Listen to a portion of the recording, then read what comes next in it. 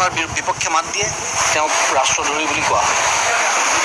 গতিকে আজি আমাৰ জাতিটোৰ আৱেগ নাইকিয়া হৈ যোৱাৰ পাছত, আমাৰ জাতিটোৰ মৰমৰ এজন ব্যক্তি নাইকিয়া হৈ যোৱাৰ পাছত, আমাৰ জাতিটোৰ আজি পৰিচয় বুলি ক'ব পাৰি বিশ্বৰ দৰবাৰত, সেই মানুহজন নাইকিয়া হোৱাৰ পাছত যদি কোনোবাই তেওঁৰ বেহা যদি চলাই থাকে, তেওঁ যদি বেহাটো বন্ধ কৰিব নোৱাৰে দুদিনৰ কাৰণে, সেইটো কিন্তু জাতিদ্ৰোহ, আৰু জাতিদ্ৰোহৰ কোনো ক্ষমা নাই।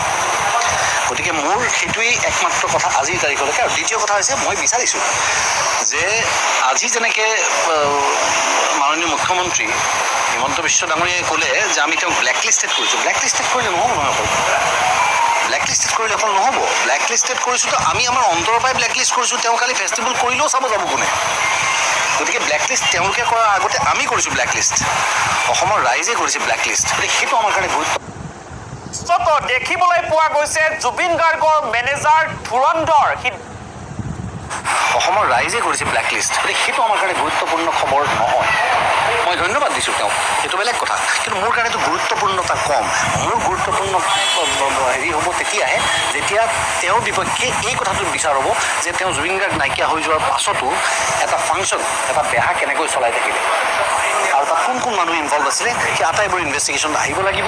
সেই আটাইবোৰৰ নাম উল্লেখ হ'বলৈ, বাকী আজি যিখিনি মানুহৰ কথা কৈ আছে এইবিলাক যেতিয়ালৈকে প্ৰমাণ নহয়, যেতিয়ালৈকে আমি মানুহখিনি হাতত নাপাওঁ, আমি একো কৰিব নোৱাৰোঁ। কিন্তু কিছুমান মানুহটো এতিয়া আজি মই নাম নল'লোঁ, সেই মানুহবিলাকতো অসম ঘূৰি আহিব নোৱাৰিব। গতিকে মোৰ কেৱল এটাই ইচ্ছা অন্তৰৰ পৰা যে এই ধৰণে যিটো অপমান কৰা হৈছে, এই অপমানটো সহ্য কৰা নহ'ব। জুবিন গাৰ্গ নহয়, আমাৰ অসমৰ যিকোনো এজন শিল্পী সত্তাৰ লগত এই ধৰণৰ ধেমালি আমি সহ্য কেতিয়াও নকৰোঁ, আৰু আগলৈও নকৰোঁ, আজিও কৰা নাই, যোৱাকালিও কেতিয়াও কৰা নাছিলোঁ।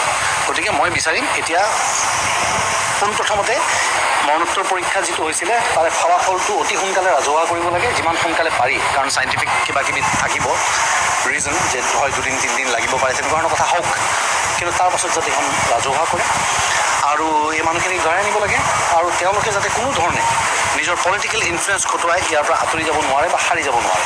সেইটো যদি মন নিদিয়ে তেতিয়াহ'লে কিন্তু মিঠা মিঠা কথা যিমানেই নকওঁ, কিন্তু সেই আস্থাত আমি পতিয়ন নাযাওঁ কিন্তু এই কথাত। আৰু এইবাৰ যিটো মূৰ্তি, মই যিটো মানুহৰ যিটো আৱেগ দেখিছোঁ, ই সঁচাকৈ বহুত ক্ষেত্ৰত আমাক বহুত কথা বুজাই থৈ গ'ল। এটা কথা বুজালে নহয়, মই ক'লোঁ ন অলৰেডি আগতে, যে এতিয়া এই জুবিনৰ অনুৰাগীবিলাকৰ মাজত আমি হিন্দু মুছলিম বিচাৰি পোৱা নাইতো। গতিকে ই বহুত ডাঙৰ ডাঙৰ কথা কৈ থৈ গ'ল। এই কথাবিলাক অব্যাহত থাকক, এই কথাবিলাক ঘৰে ঘৰে প্ৰত্যেকৰ দুৱাৰ খিৰিকীৰে প্ৰৱেশ কৰক, সেইটোৱে মোৰ ইচ্ছা, সেইটোৱে মোৰ দাবী। জুবিন গাৰ্গ এজন মন ভোলা মানুহ আছিল। তাক বন্ধু হিচাপে মই যিমান বছৰ পালোঁ, মোৰ লগততো তাৰ কাজিয়াও লাগে, কেতিয়াবা টকাটকিও লাগে, আকৌ ভাল হৈ যায় 2 মিনিট পিছত। এদিন পিছত সিয়ে মাতে মোক, আহোঁ ষ্টুডিঅ'লৈ, 2 দিন পিছত ময়ে যাওঁ লগ ধৰিবলৈ, ময়ে কেতিয়াবা তাক মাতোঁ। আমাৰ তেনেকুৱা এটা ৰিলেশ্যনশ্বিপ, গতিকে তাক মই ভালকৈ জানো। সি খবৰ নোলোৱাটো অতি স্বাভাৱিক, কিন্তু খবৰ নিদিয়া মানুহজনৰতো দুখ আছে।